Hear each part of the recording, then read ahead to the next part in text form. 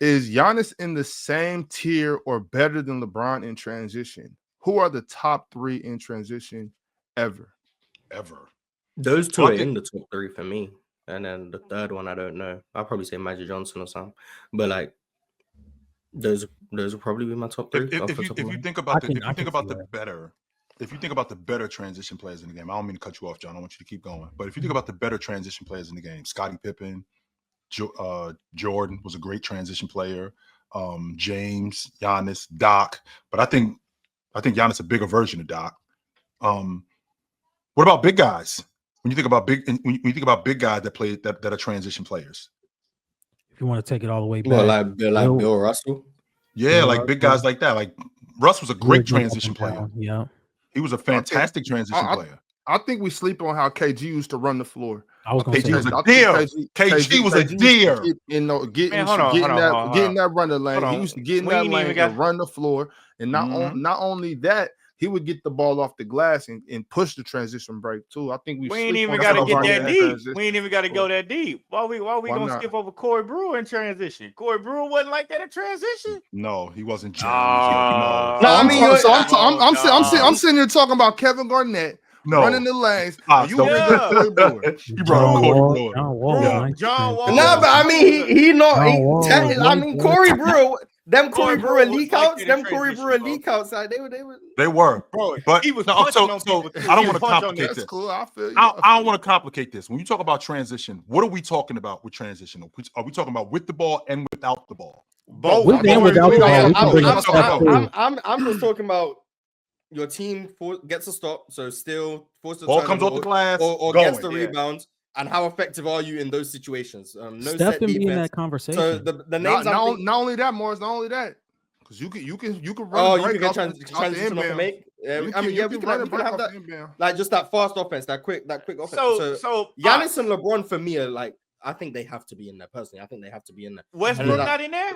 I was just about to say, I don't think Westbrook was a better transition player than Jason Kidd. I don't. No. Well, Jay Kidd, the type of person that can turn you into he can turn anything into fast transition. Yeah, he can speed it up. I'm talking about full court bounce passes, full court outlet passes. Yep. Kevin Love is really good at starting the break as well.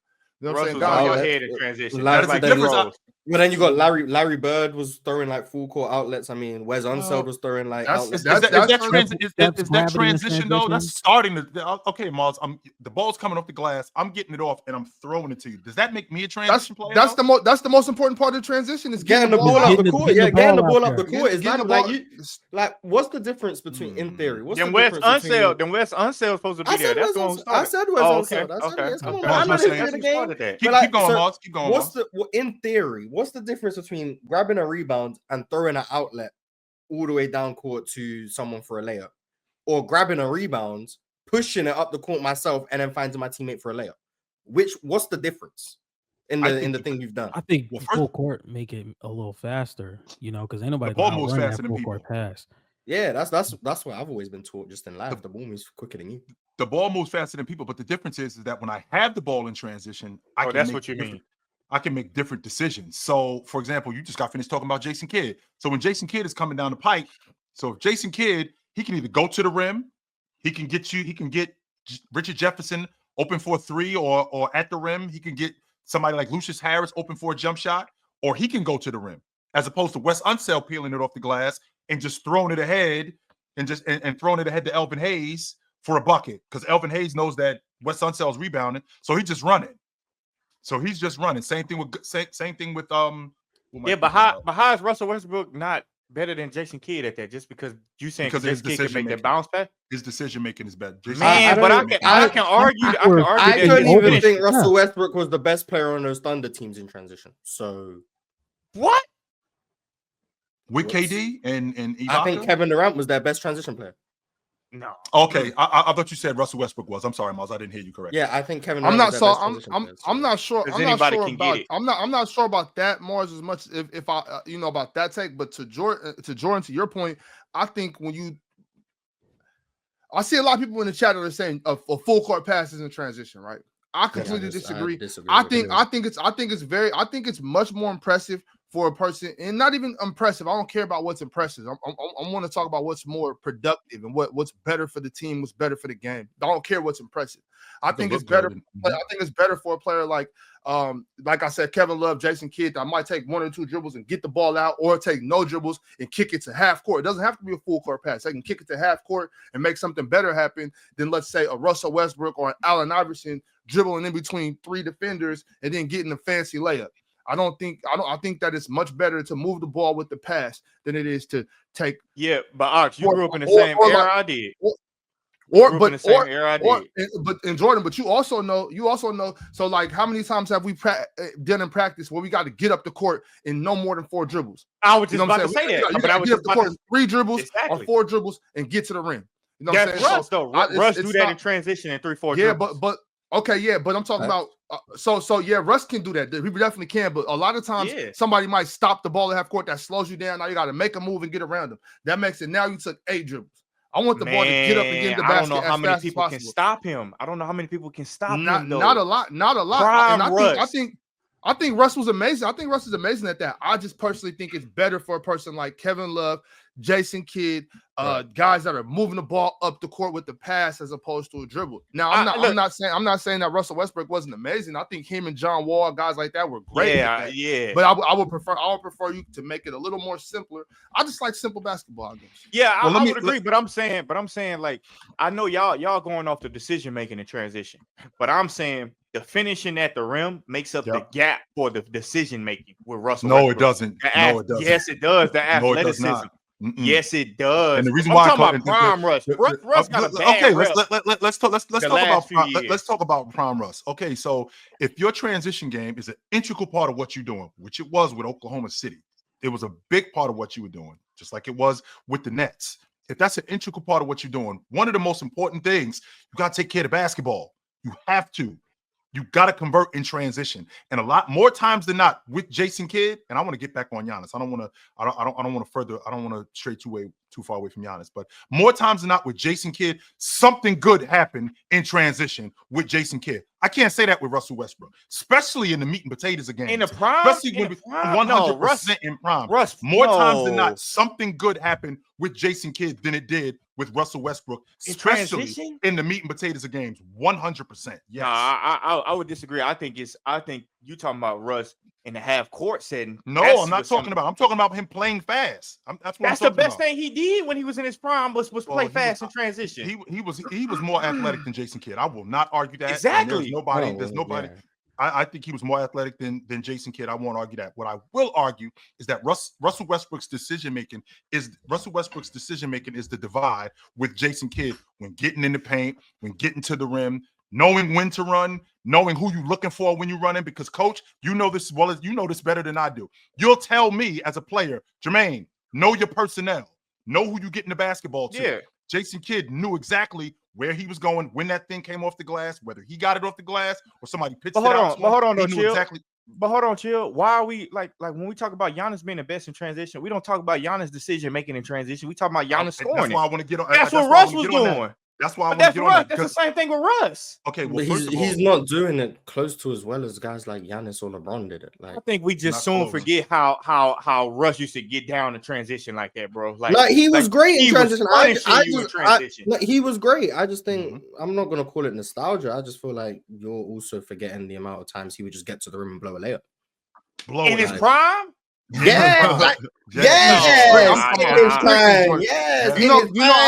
whenever you want to say, I feel like I feel like you just forget that Russ's touch around the rim has just never been really good, and especially when he's playing that ball. But Jordan also the difference. Russ didn't dunk as much as you think. You just seen the highlights of him dunking. Yes. No, I watched Russ play. He couldn't shoot. He really couldn't shoot when he first got into the league, so he had to dunk or finish at the rim. Russ didn't dunk as much as you think. I think he had a solid mid-range when he first came out, did he? Not when he first came out. He had to get it. The mid-range came around in like 2011. The mid-range came around like 2011 and like 2017. Yeah. He had to get it when they stopped him from going to the basket. But yeah, and I'm not saying Russ didn't dunk. I'm saying Russ didn't dunk as much as you think he did. That's all I'm saying. Like he get a dunk like every other game. Jose wants to know if Bill Russell's in the conversation. Emphasis on in the convo, not that he is. I have for no top idea. 3 transition. Didn't he was invent really it nice in to transition. tire out the Lakers in finals? Yeah, How many games did y'all really see from Bill Russell? Not 4 many. games? Not many. Yeah, I saw I'm not even finna be most of talking them about that. are getting scrubbed from the internet now, which is unfortunate. So if you Yeah. weren't watching them during the pandemic, you probably ain't gonna see them because that's when Yeah, I don't want to watch it. Unless you got a VCR. Yeah, unless you got VCR or you're chill when you were there at the games. But like, Man, I saw Mr. them VCRs. Just so you guys know, yeah, I miss think these Bill Russell guys. in the conversation. But I there's wouldn't put people him who up. think, and it's because of Mars, it's because of people like Mars. It's people who think that I was around when Chamberlain was playing and Bill Russell was playing. I was not. I'm Yeah, not that's that a little old. No, I'm not that old. I was not around. But back to Giannis. What makes Giannis so good in transition, guys? What makes him so effective? His speed, length, strength, the fact that he's such a good finisher around the rim. He has a great touch. His passing has gotten a lot better to where he can find guys in transition. On top of that, the gravity that he's bringing, like nobody's going. If it's a 2-on-2 situation and there's somebody leaking out to the corner, I think the biggest priority is Giannis because 1-on-1 that's almost automatic. So once again, I value gravity in transition a lot. You know, I kept bringing up Steph Curry because the gravity he brought in transition, the way you would have to guard him the second he steps past half court. So the gravity Giannis brings, plus the strength and the fact that you're probably going to have to foul him, and he's probably going to finish through the foul, all that stuff makes him fantastic. And he can get down court in 2 dribbles. Like, exactly. So there's not much. That don't even make sense, Mars. What are you talking about, Mars? Are you kidding me? Well, I'm not saying from baseline to baseline. I'm saying I'm talking about like he got the ball at the free throw line. He's getting to the rim in 2 dribbles. He's getting to the rim in 2 nuts. dribbles. What are we doing? Like, really? That very rarely happens, but he can do it. The fact that he's physically capable, it's the Right, same. he can do that with the outlet passes. You don't see nuts. 16 outlet passes a game, but having the ability to do it is valuable. And then back to that outlet pass point, I'm not saying someone who's their sole transition value is outlet passes is in the conversation for top 3. I'm not saying Wes Unseld is in the conversation for top 3 just because he throws outlet passes. But I do think that ability is part of transition and is relevant. Like Jokic to me is a valuable transition player, not because he's going to grab and go coast to coast, but because he gets the ball up the court so quickly, it makes Denver a great transition team. And I think Larry Bird was in that regard, and I think Kevin Love is someone in that regard. Now, they're not top 3 all-time transition players because of that, but I do think that's a part of transition. I think that's what makes LeBron so valuable. LeBron can grab and go, but LeBron can also throw outlets. LeBron can also finish it himself, or he can find guys. Like LeBron can do everything in transition. Magic Johnson's in the conversation. Where's the divide between him, Ron? I'm sorry, Mars. Where's the divide between Giannis and James in transition? I think the decision making's a lot better from transition. Yeah. I think Giannis is just more relentless in transition. Like every time the Bucks get a rebound, every time the Bucks get a stop, you're worried about Giannis. There's situations with LeBron where, and it's because he's so great, that LeBron might want to slow the game down. LeBron might want. How many decisions did LeBron really make in transition? Like, I mean, I think transition decisions are rare. I think transition decisions rare. Are easier than most. Wait, Jordan, what do you mean? How many times did he make a decision? He wasn't really making decisions. They threw him the ball, he dunked it. Like, or like he was running the lane, they threw him an alley, or he just got down the court and dunked it. Like y'all saying it, like it's he's not that simple starter as well, though. That's not. It's not that simple. He had Hall of Fame breaks. But I want to say y'all saying like making decisions as if like he came to wait a minute, let me make this decision. Like, no, LeBron was dunking it majority of the time. He was finishing it. But the thing it's not is, like he was like trying to think, like he's finishing it. I think in transition, it's like a split-second decision, though. So like we can see, like, I got D Wade to the right of me. It's 2-on-1. Let me pass him the ball now. Let me go up for an alley. How many times did you see LeBron do that? All the time. All the time. Regardless of how the play finishes, there's still a decision to be made. Regardless, a lot of times you see players making the wrong decision when they run to that corner instead of cutting to the rim, and it causes. Yeah, but let's simplify. A lot of times, we are simplifying it. This is as simple as it gets. You sometimes look how simple this is, Jordan. The decision to run. That's a decision. Yeah. I gotta make this. Hold on, Jordan. I gotta make the decision to get out in the break. I gotta make the decision to chase the break. How many times have you seen Brown finish up plays that got messed up in transition? We're always told if somebody gets a steal on your team, don't watch. Why? Because somebody can miss a layup. Something can happen. You got to make the decision to get up the court with your team. That's a decision. You got to make a decision to go to the rim. That's a decision. I got to make a decision to cut. That's a decision. I got to make the decision to maybe trail and lag because I see somebody else cutting. That's a decision. I got to make. But they both making the same decision. No, they're not. No, it's not. It's a decision, bro. It's a decision. Making the same decisions. Let's say the opposing team shoots a deep three. Now we got the ball around the opposing team's free throw line. I see that me and D-Wade are already in front of the other 4 players on the opposing team. Now it's a 2-on-1. So now that's the decision to go out and run. The next decision is he's going to commit to D-Wade once I pass him the ball. Now D-Wade's going to throw the lob to me. That's 3 decisions in one transition. Oh, but y'all are saying this as if these guys are second decisions. I hear you. But a lot of people make the wrong decision, Jordan. That's what I'm saying. Like, I know it should be easy. It should be easy. That's what Jordan's doing. Jordan is oversimplifying this. Not a lot of people make those bad decisions. It's a lot of centers that make that badass decision. When it's guards, they usually make the right decisions. When it's actually the opposite. No, it's actually the opposite. No, I don't think so. First and foremost, centers are taught one thing: run to the rim. So that's not true. That's what centers are taught to do. But that's run okay, to the rim. But you know what the guard is taught? Now we live in a space the guard is taught. You got to Don't run pass to the the long center of the ball. ball. That's why you see Joel Embiid running to the long ball line. So now that's what we're talking about. When we talk about guards, a lot of times guards make the wrong decision. Going back to Russell Westbrook, which you would see him throw the ball into the third row. You would see him throw the ball to the wrong guy and it would go off his hands. That's decision making the wrong decision. James, on the other hand, James can turn. So what premier guard makes the worst decisions in transition? What premier guard is? Russell Westbrook does not do that, bro. Y'all doing bad. Y'all doing. Yeah, I think Russ is being maligned. Do not do that, some bro. egregious transition decision making. Yeah, bro. You do not do that, bro. Jason Kidd was making bad decisions in transition. John You Stockton said he was a really good decision maker in transition. That doesn't mean you don't make bad decisions. Just because Magic Johnson made bad decisions in transition. Jason Kidd made bad decisions in transition. The difference is that they made better decisions more often than they didn't. It's not to say that they didn't screw up, because they 100% screwed up. Absolutely. Everybody does. More times than not. LeBron, what you're trying to sell me, Jordan, what you're trying to sell me is you're trying to oversimplify this, where it's just James get the ball off the glass and James just goes to the rim. No, James knows that if Kevin Love is running, if he knows that Kevin Love is running, James knows how to get Kevin Love the ball. He's got a big guy running. James knows that if Tristan Thompson is running and Kyrie Irving is trailing, Tristan Thompson is going to drag the defense to the rim. So I'm going to wait a fraction of a second. Why? Because Kyrie Irving is going to be wide open. How many times have you seen LeBron pass the ball out of transition to Kyrie Irving on 3-point line? LeBron, most of the time, they passing him the ball in transition. You know what? I'm going to give you a good scenario. Okay, if you running on the court, it's you on the left wing, LeBron on the right wing. They got a defender in the middle. Okay, and you decide to dribble down. It's a 2-on-1, and you pull up and you shoot it, and you miss it. What is everybody in the world gonna say? Get that damn ball to LeBron James. Facts. So that's what I'm saying. So that's the decision. Like it's the same with Giannis. Like that's not that hard to make up. But here's the difference, though. The difference is that you talking about somebody completely different. Because as I know, I was a pretty good mid-range shooter. So if it's a 2-on-1 with me and James, and I knock down the shot, they're not looking at me going, "Yo, that was a bad shot." Even though I scored, even though I got James. They looking at that. Remember, chill. You remember that pass he made to Giannis has him on the baseline? That was a good pass.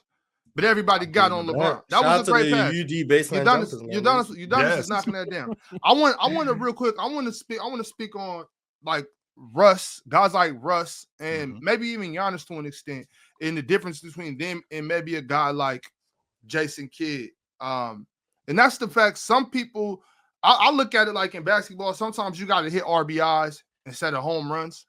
And I feel like Russell Westbrook is more. Those are the type of guys that are looking for the home run every time. It's like, yo, you can simplify. You don't gotta always dribble, get to the rim. Where you can make a simpler pass in transition to keep the break going and get good basketball, which I look at as an RBI as opposed to a home run.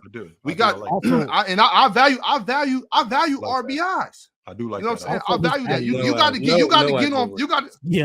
get on first. I know exactly. You got to get on first. You got to get on first base sometimes. You know what I'm saying? Like you just got to get there and bring the runner in. So are you basically saying that you don't need to make like you don't need to make the big play every time? You just need to not every time. Not every time. That's the point of transition. No, it's not. No, it is not. No, it is not.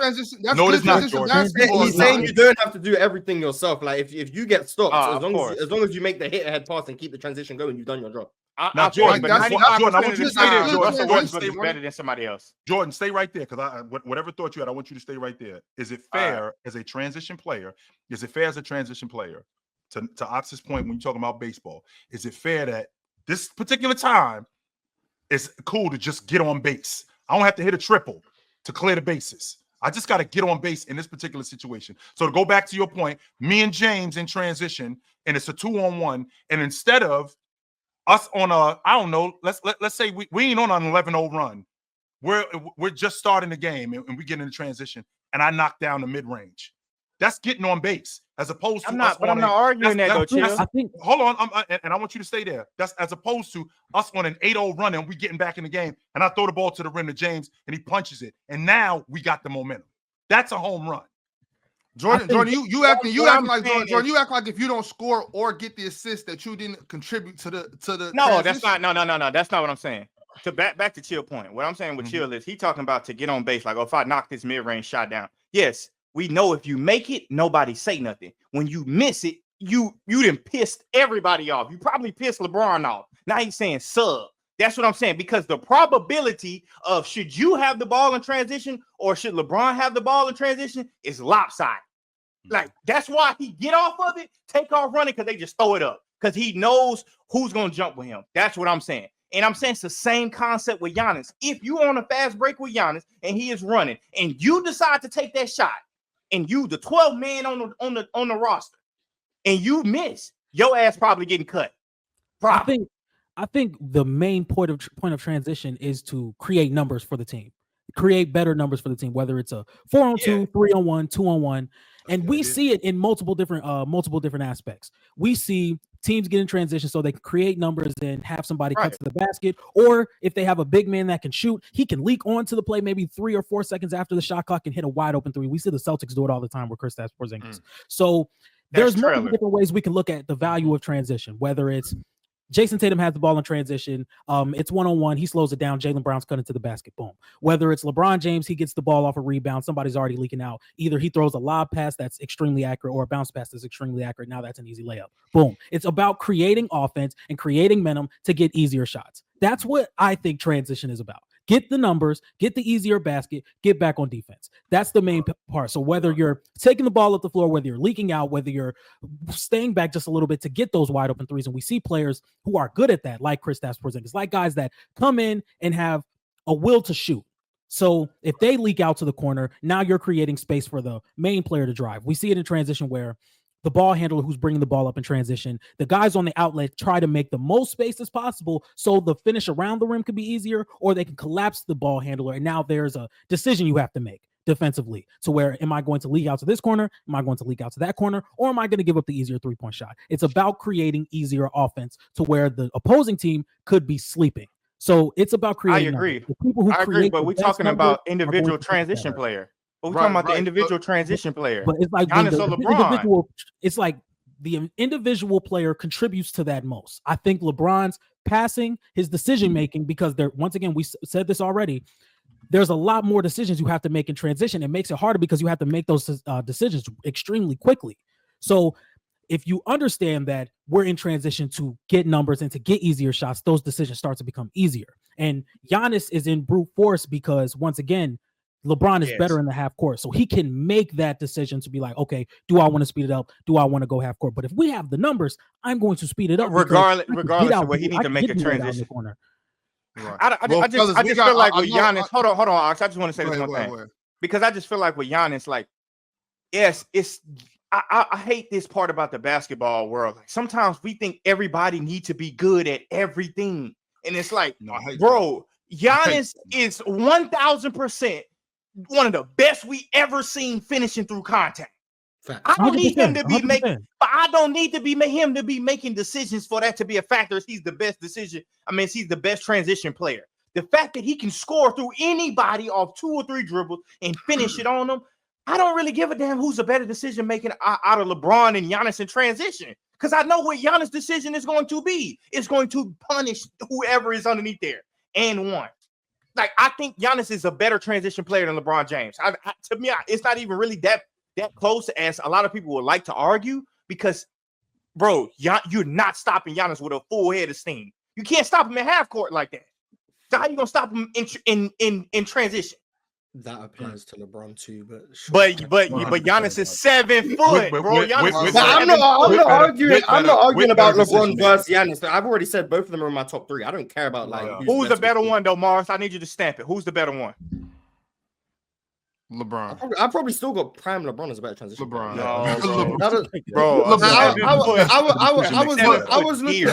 I was looking it up from 2009 to 2018, like the actual best versions of LeBron. His teams were always elite in transition. In 2009, they were second. In 2010, they were second. Miami was 10th in 2010, by the way. Then he joins Miami in 2011. They go to, I think, 6th from 10th. Then they're first in 2012. Then they're third. Cleveland were 21st in 2014. He joins Cleveland. They become the 3rd best transition team in the NBA. They're 3rd again in 2016. They're 3rd again in 2017. This is a team that didn't make the playoffs, by the way, the year before he got there. And then they were 5th in 2018. They made the playoffs when he left, though, Chill. Wherever LeBron goes, it's and they won in the top 3 in transition. But Chill, I think Chill, you can speak to this. You can speak to this definitely. And I mean, we could all speak to this, but I want to say, how much does it change your team when you get a guy, especially a guy that can get rebounds like LeBron James, a bigger guy that can get it off the glass, right? Relax, Jordan, relax. I'm not saying Giannis can't rebound. This isn't about him against him. What I'm saying is the difference in when you get a guy like that. LeBron is a guy that's getting the ball in timeouts in all settings, even on the break. He's the guy that's telling them, run with me. Like, come on. Like, I know for a fact that if I get the ball and I'm just going boom, boom, boom, any bad things can happen. But when I'm getting my team involved, like, yo, run with me. Come on, let's go. Get on the break. LeBron James is clearly that type of guy. Especially you just heard Mars talk about how when he gets on the team, the transition picks up for everybody, not just for him, because he's a guy in the timeout, in the locker room that's telling you, when I get that ball on the break, don't watch me run. Let's go. Get on that horse. Let's go. Let's run. And I'm not so sure that Giannis is the guy that's going to get everybody involved in the fast break. You know what I'm saying? That's what the divide is, Ops. You just said it right there. That's what the divide is. It's the decision making. I guess if that's what you value, to me, when it's a player like Giannis, you have to value that. You have to value that. I don't think so. But I don't think so. But Jordan, we saw Giannis slow down. Did we not see Giannis slow down? They built a wall to slow him down. And that affected his transition game. 100% that affected his transition game. Yes, sir, it did. In 2019, we saw a wall built so he can't get to the rim. That affected him as a transition player. You can't do that with James. And the reason why you can't do that with James, because James is so much more effective at a lot of other things. So many more other things he's effective in terms of being a passer, a decision maker. You can't do that with him. I think that's where the divide is between him and James as a transition player. Right, but guys, I think we are beating a dead horse. I think we are beating a dead horse. I think we all got our takes off, and mind you, like it's it depends on how you see it, and that's fine.